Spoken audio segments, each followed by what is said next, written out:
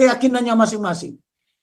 Kok di rumah orang beribadah kok dicincang?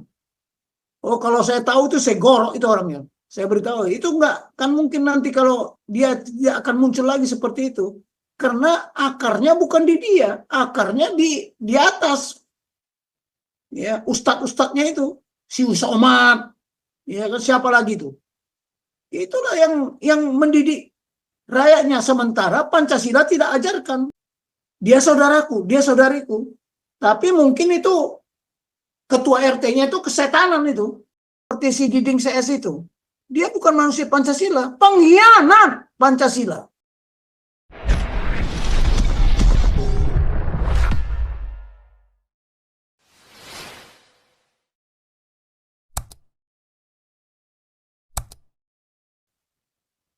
Nah, apa pentingnya COG?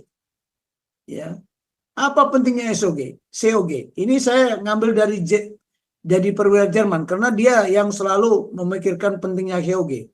Kegunaan utama dari konsep pusat kekuatan secara signifikan akan meningkatkan kemungkinan bahwa sumber-sumber kekuatan yang dimiliki digunakan dalam cara yang tepat, cepat, dan paling efektif untuk mencapai tujuan militer yang ditentukan. Coba ya, sumber daya alam kita itu kuat sekali, banyak. Tapi siapa yang menggunakan itu? Orang lain, negara lain. Ya, banyak lagi lah, itu dari ekonomi. Pemahaman esensi konsep pusat kekuatan berarti mengaplikasikan dengan tepat prinsip-prinsip atau ajas-ajas perang. Saya sudah katakan kemarin kan ajas perang, ada ajas tujuan, ada massal, ada penghematan kekuatan, decisive, surprise. Nah itu, tapi kalau nggak ada konsep pusat kekuatan, bagaimana kita melaksanakan ajas perang? Nanti kita buka lagi lah. Ya, seperti objektif, massal, upaya penghematan, dan ajas-ajas lainnya. Kalau kita punya pusat kekuatan, sudah telah kita tentukan tujuan kita berperang, seperti Netanyahu. Apa tujuan dia? Win the war. Yang kedua, hapus Hamas, Hezbollah, Houthi, ya, sampai ke akar-akarnya. Dan yang ketiga, ya, sandranya harus kembali ke mereka. Sandra yang masih ada ditahan oleh Hamas itu. Nah, kunci kesuksesan adalah untuk mengidentifikasi pusat kekuatan kawan dan melindunginya. Kalau kita tahu pusat kekuatan kita itu, ya harus kita lindungi. Sebagai contoh ya, kasus di Cisau itu dia nggak mengerti pusat kekuatan kita. Nggak mengerti. Ya, bahwa di konstitusi udah diamanatkan bahwa setiap orang bebas memeluk keyakinannya masing-masing. Kok di rumah orang beribadah kok dicincang? Oh, kalau saya tahu itu saya gorok itu orangnya. Saya beritahu, itu enggak kan mungkin nanti kalau dia tidak akan muncul lagi seperti itu. Karena akarnya bukan di dia, akarnya di atas. Ya, ustadz-ustadznya itu, si Somad, ya kan siapa lagi itu? Itulah yang mendidik rakyatnya, sementara Pancasila tidak ajarkan, tidak diajarkan, tidak dipahami, tidak dihayati. Terjadilah tidak mengerti Pancasila, Bhinneka Tunggal Ika. Apa artinya Bhinneka Tunggal Ika? Berbeda-beda, satu jua, Bhinneka. Artinya apa? Yang laki-laki adalah saudaraku, yang perempuan adalah saudariku. Biar dia beda ras, beda agama, beda hantu belau, beda kulit pun, selama dia warga Indonesia yang beridentitas, berkarakteristik Pancasila, ya itulah. Dia saudaraku, dia saudariku. Tapi mungkin itu ketua RT-nya itu kesetanan itu. Ya, itulah. Jadi kunci itu di situ. Jadi kita harus melindungi. Kalau Pancasila sebagai suatu pusat kekuatan, ya Pancasila harus dilindungi. Sekarang berapa juta orang Indonesia yang mengerti tentang pusat kekuatan? Makanya kita tidak akan maju-maju selama pusat kekuatan itu masih dirongrong, masih digerus terus-menerus, tidak akan maju siapapun yang jadi pemimpin di negara ini. Saya yakinkan, ya, musuh tidak sepenuhnya dapat dikalahkan kecuali pusat kekuatannya. Kalau pusat kekuatannya hancur, ya musuh bisa kita kalahkan. Jadi seperti ketua RT si Diding CS itu, pusat kekuatannya ada di mana? Di dia. Belum tentu. Belum tentu. Belum tentu. Nah, ini pentingnya COG. Salah satu pihak dapat saja merebut ibu kota musuh, menyerang sumber logistiknya. Pasukan musuh dapat dikalahkan. Namun hal ini belum menjamin kemenangan. Belum menjamin kemenangan. Kecuali dapat meyakinkan ya mayoritas penduduk bahwa perlawanan atau resistensi berlanjutnya tidak berguna. Kalau penduduk itu sudah merasa tidak berguna. Waktu Napoleon menyerang Rusia, sengaja dikasihkan ibu kota, tapi logistiknya dibakar. Akhirnya dia musim dingin, kelaparan anak buahnya. Ya kan? Yang tidak diperhitungkan oleh mereka. Sekarang ini, tanpa menghancurkan pusat kekuatan strategik musuh atau pusat operasionalnya, kesuksesan suatu strategik atau operasional tidak dapat segera dicapai atau dikonsolidasikan. Salah satu cara bertindak yang difokuskan pada pusat kekuatan musuh yang tepat biasanya akan memiliki kesempatan terbaik untuk menyelesaikan tugas dalam waktu singkat dan dengan kerugian personil material yang paling sedikit. Ya. Ngapain menghancurkan Indonesia dengan bom atau dengan apa? Cukup mengadu domba. Karena kelemahan kita apa? Karakter bangsa Indonesia cemburu, ya, hipokrit, pendendam, ya, merasa paling hebat sendiri, mayoritas, ya. Jadi kita ini kelemahannya itu di situ. Makanya kita saling diadu domba. Seharusnya ya, desa RT itu menjadi sumber pusat kekuatan. Ya, coba ya, kita mau lihatlah sekarang. Anak-anak yang di desa, ya, sejak kecil dia masih jalan kaki. Tapi yang di ibu kota, yang di kota-kota besar, semua udah naik mobil. Ya, udah naik mobil. Ya, begitu jalan kaki sekian kilometer aja udah ngos-ngosan dia. Ya, makanya dulu saya masuk Taruna karena saya dididik ayah saya jalan kaki ke sekolah. Ya, walaupun jauhnya 5 kilometer sekolahnya dari rumah saya jalan kaki. Melatih fisik. Makanya masuk Taruna saya nggak pernah ODIM. Tapi kalau anak-anak yang selalu dimanja, itu ODIM kayak biri-biri. Nah, ini ya, tanpa menghancurkan pusat kekuatan strategik musuh atau pusat kekuatan musuhnya, kita tidak bisa kesuksesan tidak dapat dicapai segera. Salah satu CB ya ini. Kemudian sesuai manuver operasional terselubung kecil kemungkinannya untuk dapat mencapai tujuannya kecuali ditujukan untuk memperoleh posisi yang menguntungkan bagi salah satu pihak dihadapkan dengan pusat kekuatan operasional musuh. Contohnya Hamas. Pusat kekuatan operasionalnya dari mana? Mereka merasa sudah bikin terowongan, dikiranya pusat kekuatannya di situ. Kemudian pusat kekuatannya kedua mana? Ya ada di Syria. Karena itu dibikin pusat kendalinya kan. Nah, Israel cerdas, dia tahu, saya hancurkan kedutaan Iran. Makanya terbongkar kan, bahwa Iranlah sekarang biang kerok daripada itu semua. Nah, sekarang sebaliknya, sebuah manuver, kalau kita mau operasional balasan ya, yang ditujukan untuk memotong jalur pasukan yang menopang pusat kekuatan operasionalnya, musuh, yang diwakilinya. Sesungguhnya sebuah serangan tidak langsung pada pusat kekuatan operasional musuh. Contohnya, pusat kekuatan logistik Iran itu ada di mana? Nah, jalur-jalurnya itu di mana? Dia memang bebas memasukkan senjata lewat Irak, memasukkan senjata lewat Syria. Ya itu jalur-jalurnya itu dipotong dulu, harus dihabisin. upaya penipuan lawan. Penipuan tidak dapat berhasil jika fokus pada upaya salah satu pihak diarahkan terhadap pusat kekuatan musuh yang salah. Kalau kita salah menerjemahkannya, ya, menerjemahkan pusat kekuatan lawan, ya kita tidak mungkin menang. Baiklah, panjang lebar ini banyak sekali.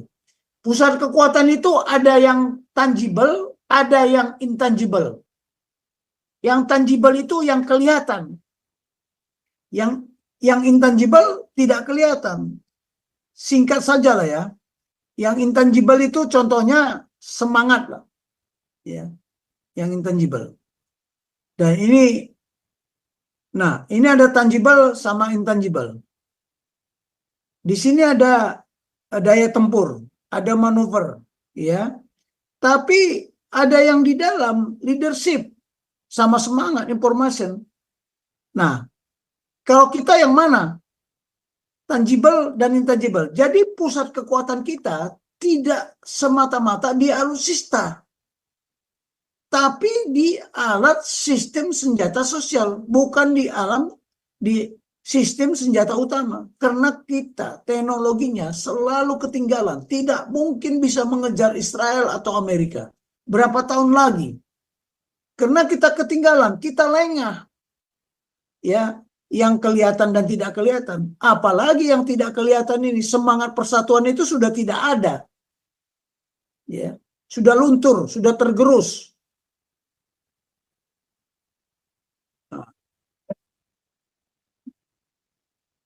Nah,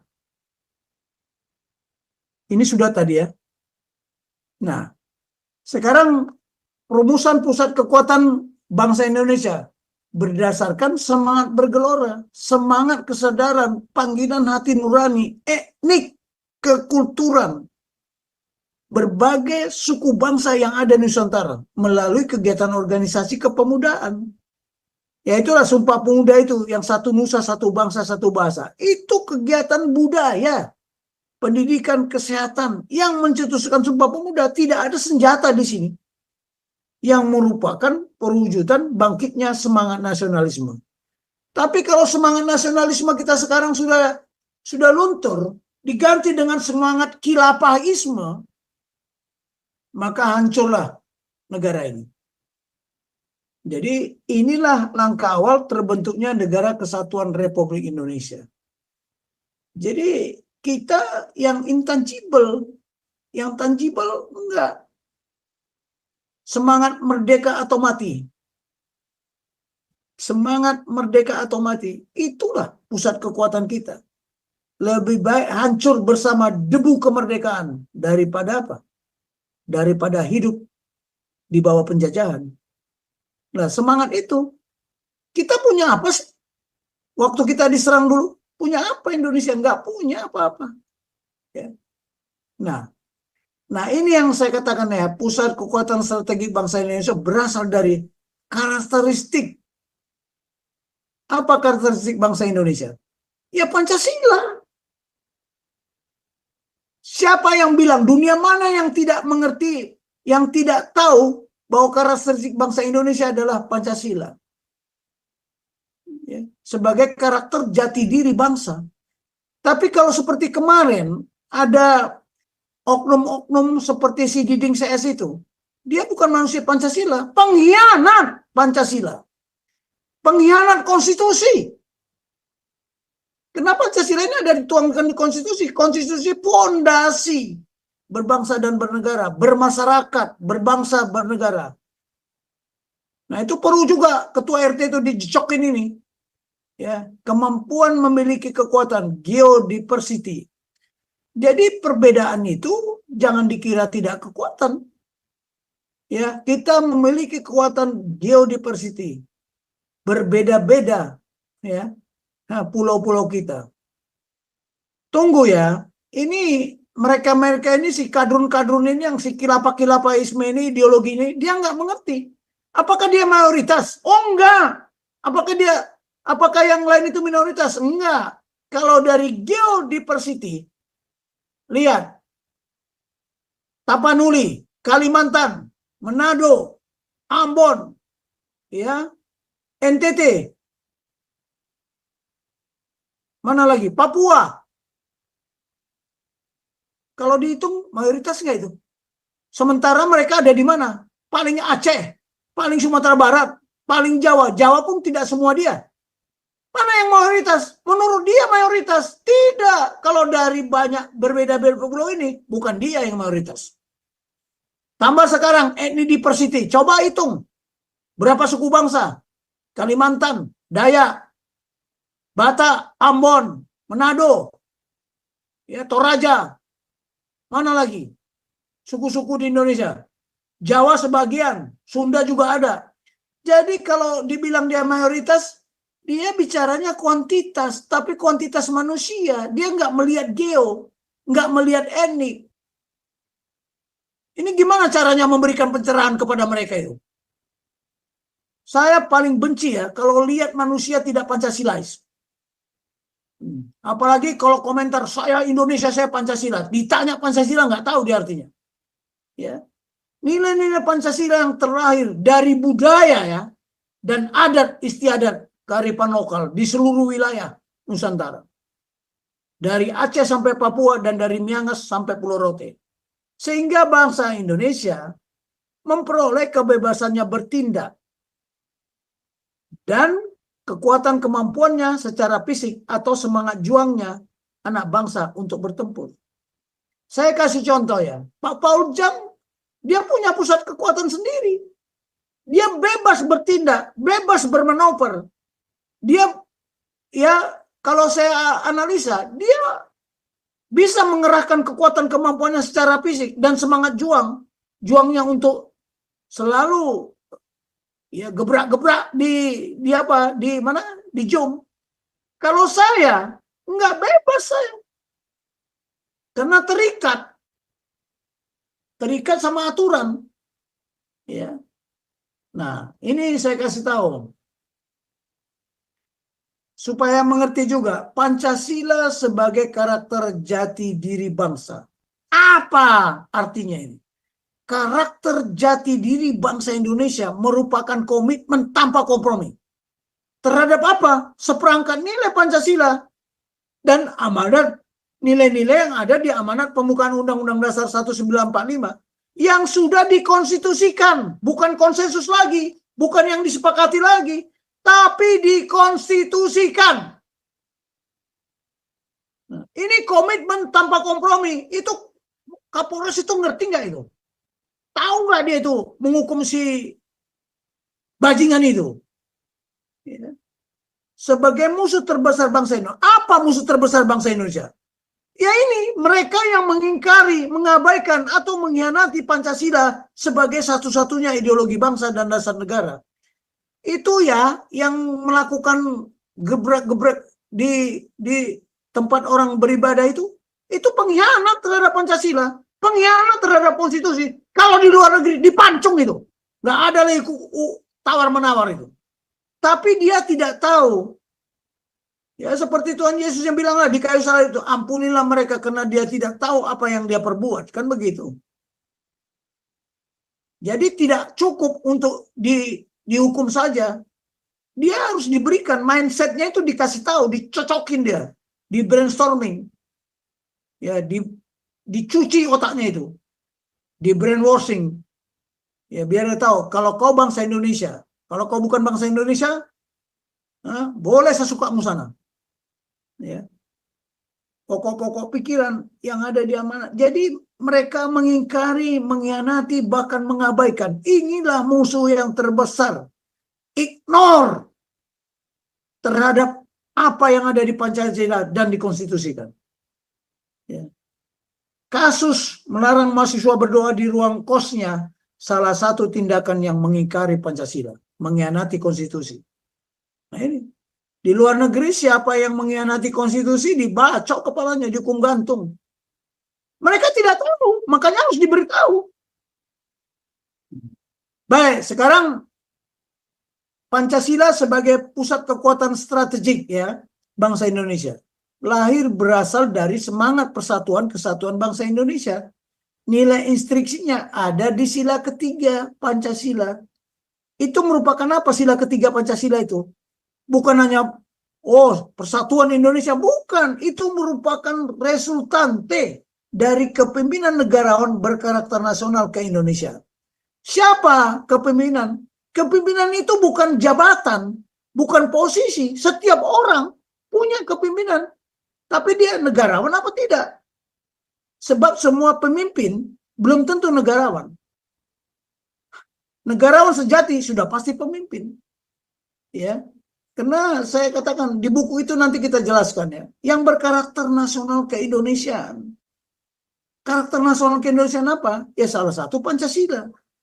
Ini merupakan resultante kepemimpinan negarawan plus yang dapat menggunakan. Jadi kepemimpinan yang nggak bisa menggunakan juga percuma. Yang dapat menggunakan seluruh kekuatan dan kemampuan nasional serta semangat juang anak bangsa di seluruh Indonesia guna memperoleh kebebasan bertindak untuk mempertahankan kedaulatan negara kesatuan Republik Indonesia. Kebebasan bertindak artinya apa? Memiliki kedaulatan dan hak berdaulat. Ya.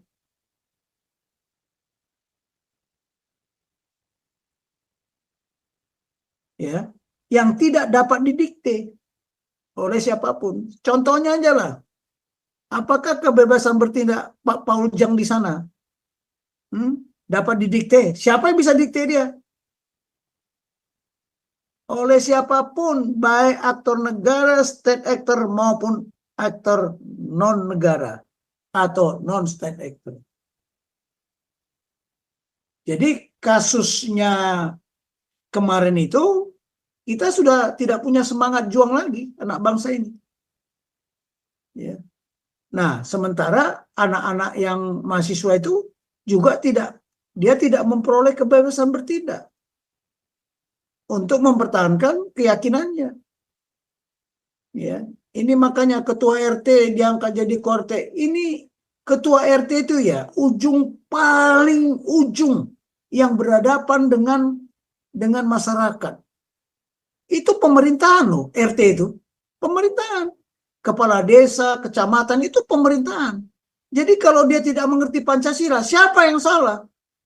Ya tak mungkin saya mengajar sekian ribu desa tentang Pancasila. Nggak mungkin lah. Gubernurnya kemana? Bupatinya gimana? Camatnya gimana? Lurahnya gimana? Pancasilanya cuma duit kok. Keuangan yang maha kuasa, bukan ketuhanan yang maha esa. Nah ini yang berbahaya. Ya, berbahaya. Baik, sampai di sini tentang pusat kekuatan. Saya sampaikan cukup di sini dulu. Ya, kita masuk ke agenda Q&A. Ada pertanyaan akan saya jawab ya secepatnya. Demikian Pak Paul. Ya, Tasya.